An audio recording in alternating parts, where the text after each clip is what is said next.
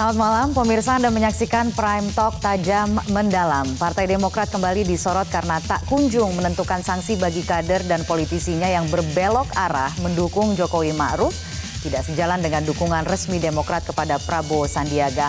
Apa makna dibalik perilaku Demokrat dan bagaimana tim kampanye menyikapi suara berbeda dari internal Demokrat? Bersama saya, Kania Sutisnawinata, inilah Politik Realistis Demokrat. Partai Demokrat belum menentukan sanksi untuk sejumlah kadernya di daerah yang mendukung Jokowi Ma'ruf di Pilpres 2019. Dari 34 DPD diketahui 5 DPD diantaranya mendukung Jokowi Ma'ruf. Sikap ini dinilai tidak sesuai dengan etika partai politik. Yang kita ketahui rata-rata bahkan sebagian besar apalagi Partai Demokrat itu seluruhnya apabila DPP sudah menentukan tentunya itulah yang harus diikutin karena memang kita harus juga mengutamakan kepentingan dari partai. Pak, tidak dianggap bermain dua kaki, Pak? Rasanya tidak ya, beda dengan apa hal yang disampaikan tadi, kedua kaki kan tidak seperti itu. Kalau Demokrat sifatnya mengambang, tidak firm, tidak memecat, harusnya secara kan indisipliner, dipecat dong 3 kader ini. Kalau memang posisinya dibuat mengambang, itu nampak jelas memang Demokrat sepertinya memasang 2 kaki. Sementara, Wakil Ketua Umum Partai Gerindra Fadlizon menganggap inkonsistensi Partai Demokrat dalam pemilihan presiden sebagai masalah kecil. Fadlizon juga membantah bila Demokrat disebut tidak total mendukung Prabowo Sandiaga. Saya kira semua pada umumnya soal itu. Kalau soliditas itu tidak 100%, paling tidak 98% gitu. Jadi kita tidak khawatir terhadap hal itu. Apalagi dari sisi lumbung suara ya banyak juga terutama di Jawa. Meskipun kita melihat daerah-daerah lain juga sangat-sangat penting gitu. Tapi apakah dalam politik ada freelance, ada makan siang gratis, kan tidak ada makan siang. Nah ini kan konsesi apa yang mereka minta, entah itu dari miswar atau apa ada yang lain, itu pasti tidak ada yang gratis. Nah ini kan menjadi katakanlah pada posisi oke, baik banyak mendukung, tapi pada sisi lain kan sebenarnya menyandra capres sendiri dan cawapres untuk bagaimana setelah nanti pemilu selesai. Diketahui sejumlah kader dan pimpinan Partai Demokrat di daerah menyatakan dukungan terhadap Joko Widodo dan Ma'ruf Amin. Dukungan sebagai kader Demokrat ini bertolak belakang dengan sikap Partai Demokrat yang resmi mendukung Prabowo Sandiaga. Tim Liputan Metro TV. Ya, pemirsa, lalu apa penilaian tim kampanye Jokowi Ma'ruf terhadap kader-kader Demokrat yang bergabung? Apa posisi tawar para kader Demokrat dan dampak bagi Partai Demokrat itu sendiri? Sudah bersama kami di studio saat ini juru bicara tim kampanye nasional Aceh Hasan Sazili dan Direktur Eksekutif Carta Politika Yunarto Wijaya. Selamat malam Mas Aceh dan juga Mas Toto. Selamat malam. Terima kasih telah bergabung bersama kami di Prime Talk. Saya akan langsung ke Mas Aceh terlebih dahulu, ingin menanyakan soal bagaimana sebenarnya dari tim kampanye menyikapi dukungan yang diberikan oleh kader-kader Partai Demokrat yang di daerah ini. Pertama tentu kita sangat senang ya dengan dukungan Partai Demokrat, sebagian dari kader Partai Demokrat terhadap pasangan kami. Karena memang secara formal mereka kan telah mendaftarkan dukungan kepada KPU untuk mendukung pasangan Pak Prabowo Sandi. Itu secara resmi partainya? Itu secara resmi partainya. Nah tapi kita tahu bahwa memang secara nyata proses yang terjadi di internal Partai Demokrat, walaupun saya tidak mau ikut campur dalam urusan Partai Demokrat, memang kita tahu bahwa memang seharusnya dari sejak awal sudah terlihat beberapa kader-kader Partai Demokrat menyatakan dukungan terhadap Pak Jokowi sebelum sekarang ini. Misalnya. Tapi ketika mereka kemudian memberikan dukungan, artinya partainya memberikan dukungan kepada Prabowo dan juga Sandiaga, bukankah seharusnya semuanya solid dalam barisan itu?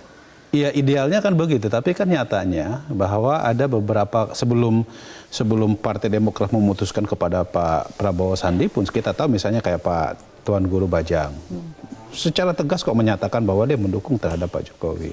Atau sebelumnya kita tahu Pak Dekarwo ya, Jawa Timur, beliau ketua DPD Demokrat Jawa Timur juga secara terbuka menyatakan dukungan terhadap Pak Jokowi.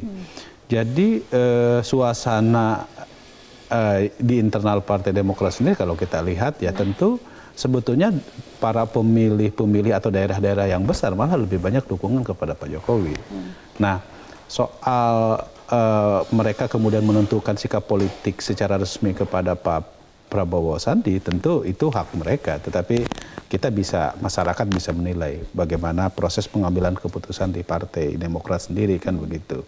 Yang kedua yang harus kita lihat sebetulnya adalah bahwa masing-masing di antara para kader Partai Demokrat yang memberikan dukungan kepada Pak Jokowi itu kan juga melihat suasana objektif yang terjadi di rakyatnya. Gitu. Misalnya Pak Lukas NMB ketika beliau diwawancarai oleh media itu mengatakan bahwa orang Papua itu saya meyakini cinta sama Pak Jokowi, ya.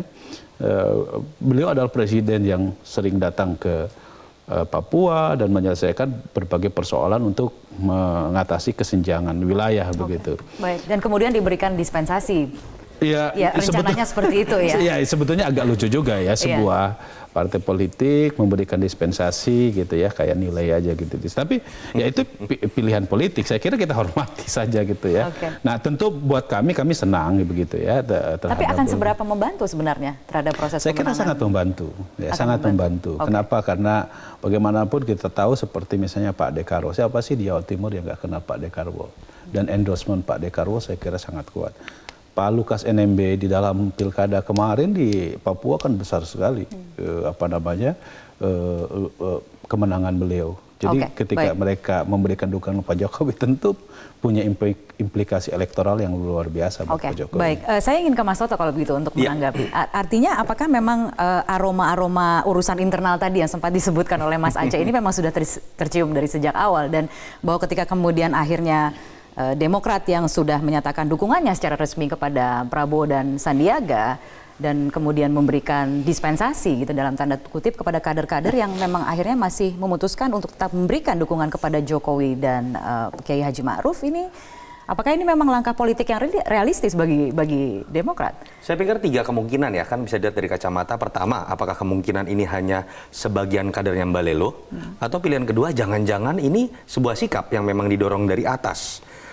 Karena galau katakanlah, dan kegalauan itu kan sudah bisa dibaca tanda-tandanya dari bagaimana pertemuan pertama Pak SBY malah berbicara banyak mengenai setahun sudah dijalin komunikasi dengan Pak Jokowi, cuma karena permasalahan teknis kemudian tidak bisa terjalin koalisi. Artinya kan pilihan terhadap Prabowo ini pilihan terpaksa, atau kemudian tidak mengirimkan jubir, tidak datangnya Pak SBY dalam rapat-rapat koalisi misalnya.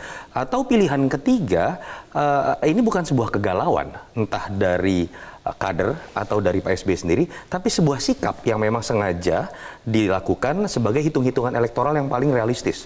Saya pikir ketiga-tiganya terjadi. Beberapa kader saya pikir kan jelas memang merasa bahwa arus bawah mendukung Jokowi, Pak Lukas NMB, Pak Dekarwo. Yang kedua mungkin juga memang ini kegalauan dari Pak SBY begitu ya, karena memang ada keterpaksaan dan berharap tadinya ketika bergabung dengan Prabowo kemudian bisa mendapatkan tanda kutip jatah lebih. Ternyata AHY tidak mendapatkan jatah yang tidak didapatkan juga di koalisi Jokowi. Yang terakhir realistis juga ketika mereka memilih untuk kemudian bersikap di wilayah abu-abu, tidak sepenuhnya membabi buta mendukung Prabowo Sandi, karena memang ada pilpres dengan pileg serentak yang akan memberikan kotil efek atau efek ekor jas hanya kepada partai yang berhasil menyodorkan kadernya menjadi capres-cawapres. Di sini Demokrat tidak berhasil, hanya ada Prabowo dengan Sandi. Logikanya semakin keras mereka bekerja untuk Prabowo Sandi, Gerindra akan semakin besar. Zero sum game, dalam permainan zero sum game, Demokrat malah berpotensi makin kecil. Jadi ini pilihan realistis menurut saya. Oke, ini juga bagian dari strategi berarti? Selain karena memang galau, tapi juga sebuah kesengajaan karena memang strategi yang memang harus diambil secara elektoral. Oke, baik. Kita akan berhenti di situ dulu, akan kita lanjutkan saat lagi. Pemirsa tetaplah bersama kami. Saya ingin menanyakan ke Mas Aceh, artinya tokoh-tokoh ini sebenarnya yang kemudian memberikan dukungan kepada Jokowi dan Kiai Haji Ma'ruf ini adalah tokoh-tokoh yang sebenarnya punya apa ya, bisa dibilang? Ya, mereka memiliki tingkat elektibilitas yang tinggi dan pengaruh yang sangat kuat, dan tentu kalau misalnya Partai Demokrat memberikan sanksi katakanlah begitu terhadap mereka, yang rugi menurut saya Partai Demokratnya sendiri. Kenapa? Karena ingat bahwa ini berbarengan dengan pileg. Saya kira sangat tidak realistis kalau memberikan sanksi kepada seorang Lukas NMB yang kekuatannya telah terbukti dalam pilkada kemarin, dan tentu ini punya efek elektoral terhadap Partai Demokrat sendiri. Oleh karena itu saya kira ini pilihan yang agak sulit memang di satu sisi.